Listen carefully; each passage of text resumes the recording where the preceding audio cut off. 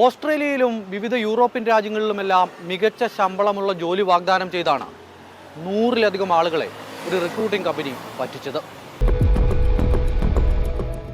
ഇവർ നമ്മളെ ഈ ഇൻസ്റ്റാഗ്രാം, ഫേസ്ബുക്ക് വഴിയാണ് മാക്സിമം ആൾക്കാരെ ഇവർ കോൺടാക്ട് ചെയ്തുകൊണ്ടിരുന്നത്. ഗ്ലോബൽ എക്സ്പെർട്ട് മൈഗ്രേഷൻ എന്ന പേരിൽ മാക്സിമം ആൾക്കാരെ പറഞ്ഞ് കൺവിൻസ് ചെയ്യിപ്പിച്ച് 100ഓളം വരുന്നത് 3 കോടിയോളം രൂപ ഇവർ ഓൾറെഡി കളക്ട് ചെയ്ത് കഴിഞ്ഞു. ഒത്തിരി ലേഡീസ് ബാധിച്ചിട്ടുണ്ട്. അവരെല്ലാം നല്ല ജോലികൾ ഉപേക്ഷിച്ചിട്ട് ഇവരുടെ വാഗ്ദാനങ്ങളൊക്കെ വിശ്വസിച്ച് നാട്ടിൽ തിരിച്ചെത്തിയിട്ടുണ്ടായിരുന്നു.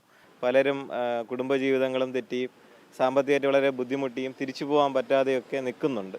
കണ്ണൂരുകാരിയായ നയോമി പുരുഷോത്തമൻ, മംഗളൂരുകാരിയായ അലീഷ അൻവർ അലി, അതോടൊപ്പം മറ്റൊരു മംഗളൂർ സ്വദേശി മുഹമ്മദ് ഫർദി.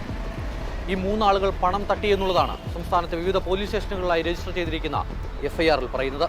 അതിനുശേഷം ഇവർ നമ്മളെ ബ്ലോക്ക് ചെയ്യുകയും നമ്മളോട് വിളിച്ചു കഴിയുമ്പോൾ നമ്മളെ ഭീഷണിപ്പെടുത്തുകയാണ് ചെയ്തത്. നമ്മുടെ കയ്യിൽ നിന്ന് പൈസ ഇത്രയും വാങ്ങിച്ചിട്ട് നമ്മളെ ഭീഷണിപ്പെടുത്തുകയാണ് ചെയ്തുകൊണ്ടിരുന്നത്.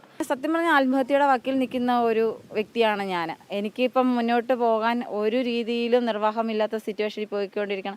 പണം തട്ടിയതിൽ തനിക്ക് പങ്കില്ല എന്നും ഗ്ലോബൽ എക്സ്പെർട്സ് മൈഗ്രേറ്റ്സ് എന്ന് പറയുന്ന കമ്പനിയിലെ സ്റ്റാഫ് മാത്രമാണ് താനെന്നുമുള്ള വിശദീകരണമാണ് മലയാളിയായ നയോമി നൽകുന്നത്.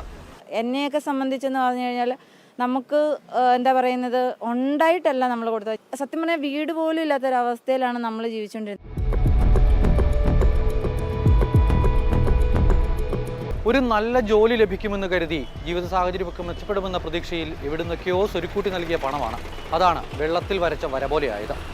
ആഭ്യന്തരമന്ത്രി രമേശ് ചെന്നിത്തലയ്ക്ക് ലഭിച്ച പരാതികളിൽ ഒരു ഉന്നതതല അന്വേഷണം നടക്കുന്നുണ്ട്. എങ്ങനെയെങ്കിലും നഷ്ടപ്പെട്ട പണം തിരികെ ലഭിക്കുമെന്ന പ്രതീക്ഷയിൽ കാത്തിരിക്കുന്നു തട്ടിപ്പിനിരയായവർ. ശ്യാമിനൊപ്പം അമൽത്തേനം പറമ്പിൽ, മാതൃഭൂമി ന്യൂസ്, തിരുവനന്തപുരം.